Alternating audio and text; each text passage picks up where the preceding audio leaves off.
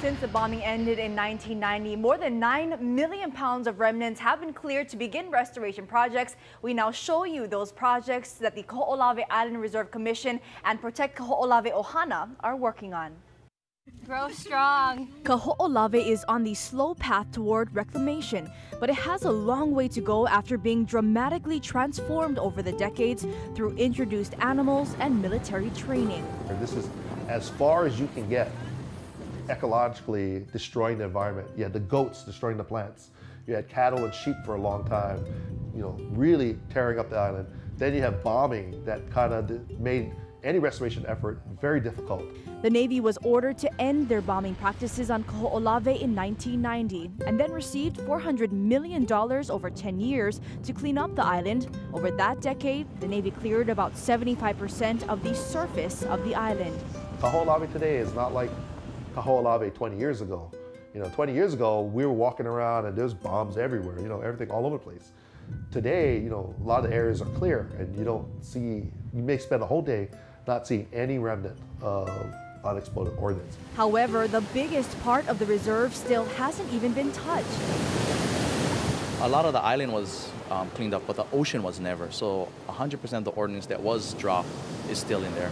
To protect the ocean, the Protect 𝗧𝗢𝗦𝗢𝗓𝗦 and the Kahoolawe Island Reserve Commission are working to preserve the land by reducing erosion. We lose about 1.9, nearly 2 million tons of topsoil sediment every year, annually, and it's all deposited into our nearshore reef ecosystem. So that is probably the biggest challenge.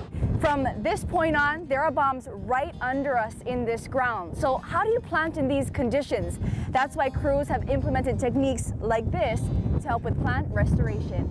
Resource specialists decided to grow above the ground, planting seeds in rock mounds like these that capture the wind-blown soil. So far, more than 400,000 native plants have been replanted. Initially, we did several projects and our survival rate was about 5 to 10%. That was without irrigation. All we could give each plant was 1 liter of water at planting, and that's it. After we had a water catchment built and storage, and with irrigation, our plant survival ran up to 80 to 90%. With a small budget and a big island to restore, they're using whatever is donated to them as their next tool. We took sheets from Four Seasons, wrapped them around logs to create this moisture barrier around logs. We took the plates that they're going to throw away. We used them to collect rainwater to build soil up in the areas that we couldn't plant in. Work to restore the spiritual aspect of the island is also essential. Our real thing is to kind of clean up the archaeological sites, observe what's there, and including the environment, and then do the practices, do the ceremonies so that we can kind of create those communications with the other gods. While we were at 𝗧𝗢𝗦𝗢𝗓𝗦𝗖𝗓, we offered a ho'okupu, or gift of lei and chant, to the rain shrine.